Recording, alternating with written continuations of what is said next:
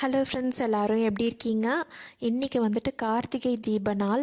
அதோடு எனக்கு 2 கேக் ஆர்டர்ஸும் இன்றைக்கி வந்திருக்கு. அதை டெலிவர் பண்ணணும் இன்றைக்கி. ஸோ அது எல்லாமே நான் எப்படி இன்றைக்கி மேனேஜ் பண்ணியிருக்கேன் அப்படின்னு சொல்லிட்டு இந்த விலாகில் சும்மா ஒரு கிளிம்ஸ் மாதிரி காமிச்சிருக்கேன். மார்னிங் எழுந்திரிச்சதுமே வந்துட்டு வீடை வந்துட்டு கூட்டிடுவேன். அப்போ தான் வந்துட்டு க்ளீனாக இருக்க மாதிரி இருக்கும். ஏன்னா நைட்டு தான் எல்லா டாய்ஸும் எடுத்து வச்சுருப்போமா. ஸோ மார்னிங் அதை கூட்டுறதுக்கும் கொஞ்சம் ஈஸியாக இருக்கும். அப்புறம் பிரேக்ஃபாஸ்ட் டைம் காலையில் வந்துட்டு ரித்வாக்கு இன்றைக்கி வந்துட்டு ப்ரெட் அண்ட் ஜாம் தான் கொடுத்தேன். அப்புறம் எங்களுக்கு வந்துட்டு இட்லி, இந்த மாதிரி பிரேக்ஃபாஸ்ட் தான். லஞ்சும் காலையிலே பண்ணிடுவேன் மோஸ்ட்லி. அன்றைக்கி வந்துட்டு பீக்கங்காய் போட்டு பொரியல் மாதிரி, அதே ரைஸ்க்கு போட்டுக்கிற மாதிரியும் பண்ணிடுவேன். அதுலேயே கொஞ்சம் சாம்பார் தூள் மாதிரி போட்டுக்கிட்டோம்னா ரைஸில் போட்டுக்கிறதுக்கு வந்துட்டு ரொம்பவே நல்லாயிருக்கும்.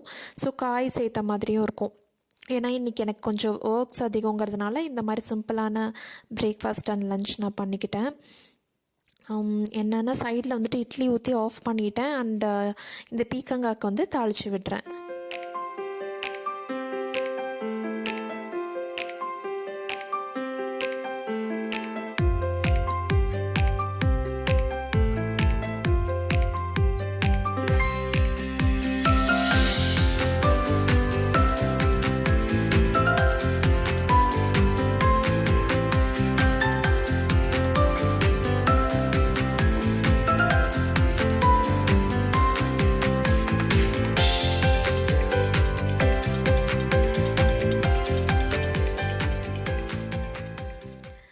வீக் டேஸில் வந்துட்டு மோஸ்ட்லி பிரேக்ஃபாஸ்ட் வந்துட்டு ஆளாளுக்கு ஒரு டைமில் தான் சாப்பிடுவோம். ரித்வா வந்துட்டு நேரமாக சாப்பிட்ருவான். நானும் சரி ஹஸ்பண்டும் சரி கொஞ்சம் ஒவ்வொரு டைமில் தான் சாப்பிடுவோம். அவங்க ஆஃபீஸ் போகிறதுனால அது கொஞ்சம் ஒத்து வராது.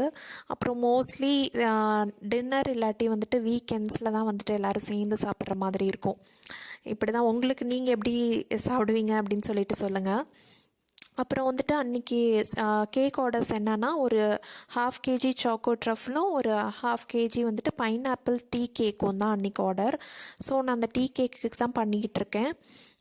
ட்ரஃபிள் வந்துட்டு ஏற்கனவே பண்ணி ஆல்மோஸ்ட் கொஞ்சம் ஒரு பாதி முடிச்சு வச்சுருந்தேன். ஃப்ரிட்ஜில் வந்துட்டு செட் பண்ணிவிட்டு தான் இது ஸ்டார்ட் பண்ணேன்.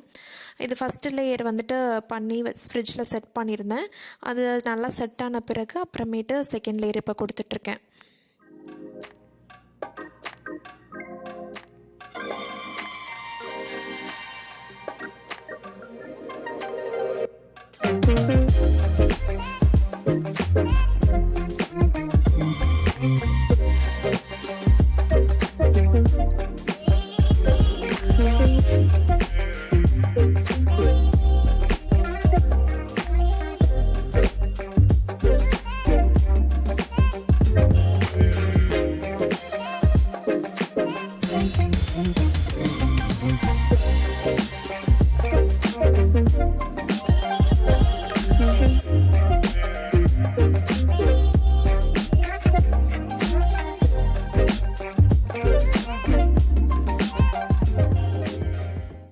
நானும் ஒரு புது பேக்கிங் சேனல் ஆரம்பித்து இந்த ரெசிபீஸ்லாம் ஷேர் பண்ணலான்னு யோசிச்சுட்ருக்கேன். பட் அதுக்கான சரியான டைம் இன்னும் அமையலை. சீக்கிரமாக நான் ஸ்டார்ட் பண்ணிவிட்டு உங்களை கூட கண்டிப்பாக ஷேர் பண்ணுறேன். அப்புறம் மதியம் வந்துட்டு சாப்பாடு ஒலை வச்சு வெந்துட்டு இருந்துச்சு. அப்புறம் நானும் தலைக்கு குளிச்சுட்டு வந்துட்டேன். இன்றைக்கி தீபம் வேறனால. அப்புறம் வந்துட்டு ரித்வாக்கு லஞ்ச் எல்லாம் பிசைஞ்சு வச்சுட்டேன். அதே மாதிரி நம்ம வச்ச பீக்கங்காய் சாப்பாடும் தயிர் சாதமும் நானும் சாப்பிட்டு வந்துட்டு அப்புறம் இந்த கேக் நல்லா ஆறின பிறகு நல்லா பீஸ் போட்டு பாக்ஸில் போட்டு வச்சுருந்தேன். நெக்ஸ்ட்டு உங்கள் கூட என்ன ரெசிபி ஷேர் பண்ண போகிறேன்னா, மாவிளக்கு மாவு எப்படி பண்ணுறதுன்னு தான். அதுக்கு பச்சரிசி 1 கப் அளவுக்கு நான் ஊற வச்சுருந்தேன் 1 மணி நேரம். அது ஊறின பிறகு இந்த மாதிரி துணியில் நல்லா உலர்த்தி போட்டுருங்க. கொஞ்ச நேரம் ஒரு 15 மினிட்ஸ்லேருந்து 1/2 அன் ஹவர் வரைக்கும் வந்துச்சு.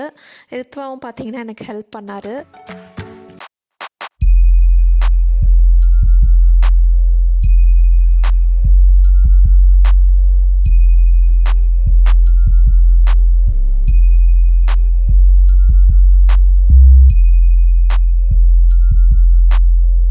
கேக் ஒர்க்ஸ் எல்லாமே இன்றைக்கி முடிஞ்சுது. 2மே பேக் பண்ணி எடுத்து வச்சுட்டேன். 2மே ஈவினிங் தான் டெலிவரி. ஸோ அதுவும் டெலிவர் பண்ணிட்டு வந்துட்டேன். நெக்ஸ்ட்டு வந்துட்டு வீட்டுக்கு ஒரு கெஸ்ட் வந்திருக்காங்க. இவங்க வந்துட்டு மாடி வீட்டில் இருக்கிறவங்களோட பொண்ணு. கொஞ்ச நேரம் விட்டுட்டு போயிருந்தாங்க. ரித்வா வந்துட்டு நல்லா விளாண்டுட்டு இருந்தான். பாப்பாவும் ஃபஸ்ட்டு வந்துட்டு விளாடவே இல்லை. அப்புறம் வந்துட்டு ரெண்டு தடவை வீட்டுக்கு வந்தோன்னா நல்லா விளையாட ஆரம்பிச்சிட்டா. ரித்வாவும் 2 பேரும் இப்போ கொஞ்சம் செட் ஆகிட்டு விளாண்டுட்ருக்காங்க. ஓகே, நெக்ஸ்ட்டு வந்துட்டு ரெசிபிக்கு வருவோம். என்னன்னா, நம்ம உலர வச்சுருந்தோம்ல, அதெல்லாம் வந்துட்டு மிக்ஸி ஜாரில் போட்டுடலாம். ரொம்ப ரொம்ப ட்ரையாக இருக்கக்கூடாது, கொஞ்சம் மாய்ஸ்சர் இருந்தால் நல்லாயிருக்கும். ஆக்சுவலி இதை வந்துட்டு நல்லா முடிஞ்ச அளவுக்கு பவுட்ரு பண்ணிவிட்டு சளிச்சிக்கிறது பெஸ்ட்டு. இந்த மாதிரி சளிச்சோன்னே நம்ம 1 டம்ளர் அளவுக்கு எடுத்திருந்தோம்ல, அதே அளவுக்கு இல்லை, அதை விட கொஞ்சம் கம்மியாக வந்துட்டு வெல்லம் எடுத்துக்கலாம், சரியாக இருக்கும். நான் வந்துட்டு கொஞ்சம் கம்மியாக தான் எடுத்தேன். அதோடு ஏலக்காய் தூள் ஒரு பிஞ்சு சேர்த்துட்டு இதை நல்லா மிக்ஸ் பண்ணிக்கணும். இந்த ஸ்வீட்னஸ் வந்துட்டு உங்களுக்கு தகுந்தாப்பில் தான். எனக்கு வந்துட்டு 1 டம்ளரோட கொஞ்சம் கம்மியாக போட்டிருந்தேன், எனக்கு சரியாக இருந்துச்சு. அப்புறம் இதோட கொஞ்சமாக நெய் நான் உருக்கி வச்சுருந்தேன், அதை வந்துட்டு சேர்த்துக்கிட்டேன். இது கொஞ்சம் சூடாக இருந்துச்சுன்னா நல்லாயிருக்கும். இந்த சூடாக ஊற்றுறப்ப மாவும் கொஞ்சம் வெந்த மாதிரி இதாகிடும், நல்லாயிருக்கும். நெய் எவ்வளோ தேவைப்படுதுங்கிறத இந்த மாவோட இது அளவு பொறுத்து தான். கொஞ்சம் கொஞ்சமாக ஊற்றி நம்மளுக்கு உருண்டை பிடிக்கிற அளவுக்கு வந்தால் சரியாக இருக்கும்.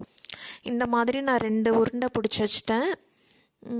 அவ்வளோதான். இது கூட நம்ம எனக்கும் தெரியாது எப்படிலாம் பண்ணுவாங்கன்னு. இந்த மாதிரி நான் பார்த்துருக்கேன் வீடியோஸ்லலாம். இந்த மாதிரி எலுமிச்சம்பழத்தை வச்சுட்டு சாமிக்கு வைக்கிறது வந்து இந்த மாதிரி பண்ணுவாங்க.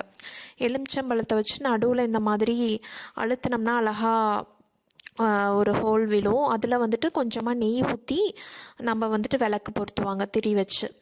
அப்புறம் வந்துட்டு இது பார்த்திங்கன்னா எனக்கு மாமியார் பூ கொடுத்து விட்டுருந்தாங்க. அதை அன்றைக்கி வச்சுட்டு சாமி கும்பிட்றதுக்கெல்லாம் ரெடி பண்ண ஆரம்பித்தாச்சு. விளக்கு வந்துட்டு முந்தின நாளே நான் வாஷ் பண்ணிவிட்டு நல்லா ட்ரை பண்ணி எடுத்து வச்சுருந்தேன்.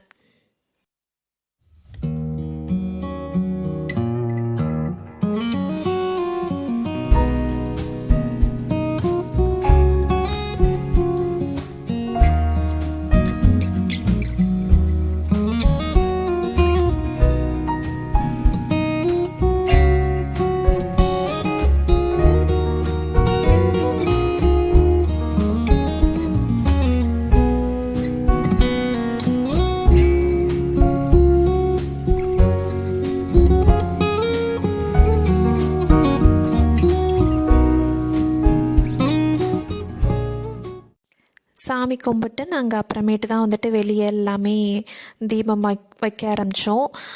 விளக்கு வைக்கிறப்ப பார்த்திங்கன்னா அகல் விளக்கு தான் நான் வைப்பேன் மோஸ்ட்லி. ஸோ நம்ம இந்த மாதிரி தரையில் வைக்கிறப்ப எல்லாம் அழுக்காக சான்ஸ் இருக்குது, அந்த எண்ணெய்லாம் பட்டு. ஸோ அதுக்கு அடியில் ஒரு இலை மாதிரி வச்சிட்டிங்கன்னா நீட்டாக கீழே எதுவுமே உங்களுக்கு லீக் ஆகாமல் இருக்கும், நீட்டாகவும் இருக்கும் பார்க்குறதுக்கு. அந்த மாதிரி தான் நான் எல்லா இடத்துலையுமே வச்சோம் வீட்டில்.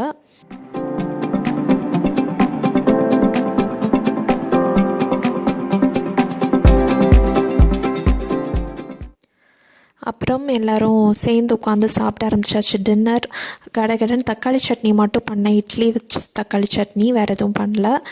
இந்த விலாகும் அப்படியே முடிச்சுக்கிறேன். இந்த வீடியோ உங்களுக்கு பிடிச்சிருந்தா லைக் பண்ணுங்கள், ஷேர் பண்ணுங்கள், கமெண்ட் பண்ணுங்கள். நீங்கள் இன்னும் சப்ஸ்கிரைப் பண்ணலைன்னா மறக்காமல் சப்ஸ்கிரைப் பண்ணுங்கள்.